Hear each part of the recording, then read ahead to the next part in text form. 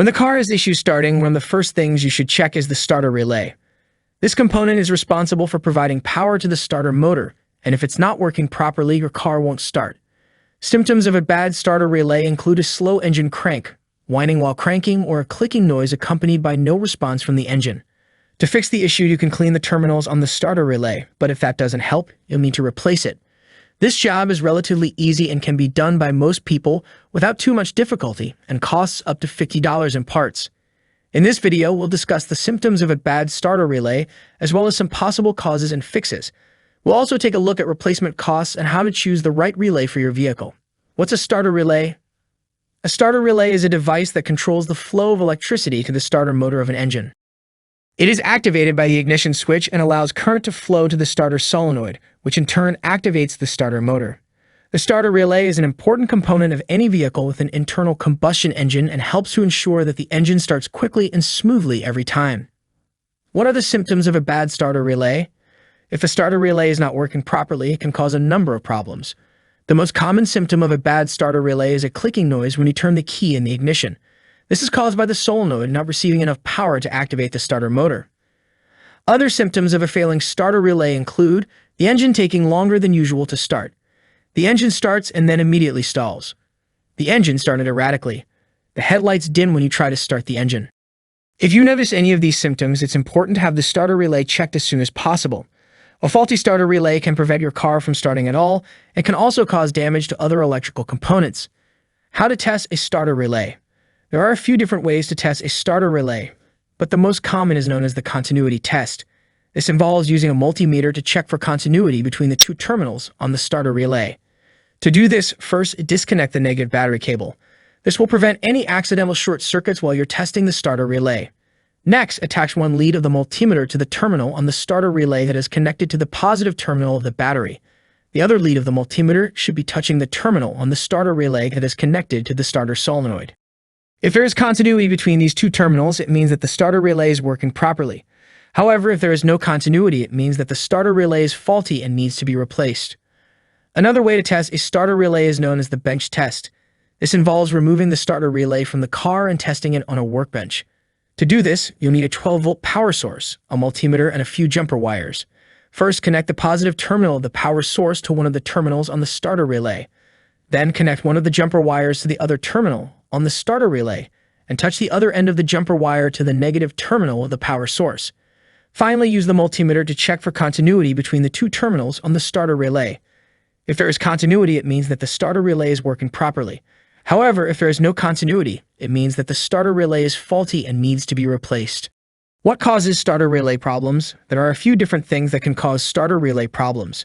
The most common is simply age and wear and tear.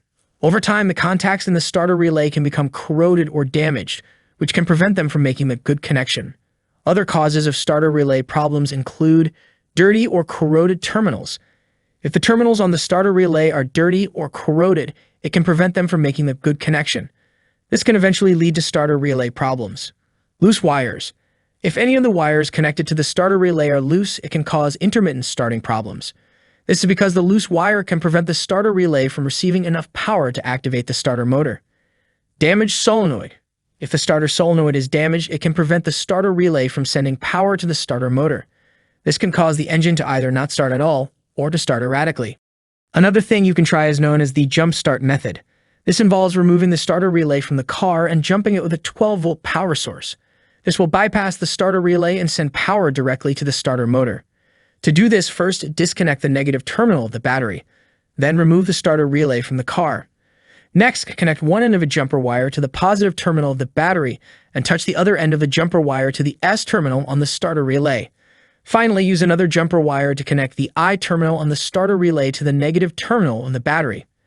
If this method works, it's a good indication that the starter relay is faulty and needs to be replaced. However, if this method does not work, it's likely that there is a problem with something else in the starting system, such as the starter motor or the ignition switch. If you're still having trouble starting your car, it's best to take it to a professional mechanic for diagnosis and repair. What tools do I need to replace a starter relay? In order to replace the starter relay, you will need a few tools. These include a screwdriver, a socket wrench, and a replacement relay. You may also need a wire cutter/stripper if your new relay does not come with pre-cut wires. With these tools, you should be able to easily remove the old relay and install the new one. How to replace the starter relay. If your car is having trouble starting, it may be time to replace the starter relay. The starter relay is responsible for sending power to the starter motor, and if it fails, the engine will not turn over. Replacing the starter relay is a fairly simple process that can be done with a few tools. Tools you will need: screwdriver, socket wrench, replacement relay, wire cutter/stripper if needed. Steps. Step 1. Locate the starter relay. It is usually located in the fuse box under the hood of the car. Step 2. Using the screwdriver, remove the cover of the fuse box. Then, using the socket wrench, loosen and remove the bolts that hold the starter relay in place. Step 3. Pull out the old starter relay and insert the new one. Make sure that the wires are properly connected to the terminals.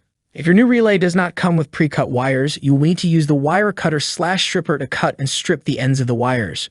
Step 4. Replace the cover on the fuse box and tighten the bolts. Test the car to make sure that it starts properly. If it does not, check all of the connections to make sure they are tight. How much does it cost to replace starter relay? The cost of replacing a starter relay will vary depending on the make and model of your car. In most cases, you can expect to pay between $20 and $50 for a new starter relay. However, some cars may require a more expensive starter relay. To get an accurate estimate of the cost to replace your starter relay, it's best to take your car to a mechanic or dealership for diagnosis and repair. They will be able to give you an accurate estimate of the parts and labor required to replace the starter relay. To summarize what we talked about in this video, if your car is having trouble starting, it could be due to a problem with the starter relay. The starter relay is responsible for sending power from the battery to the starter motor.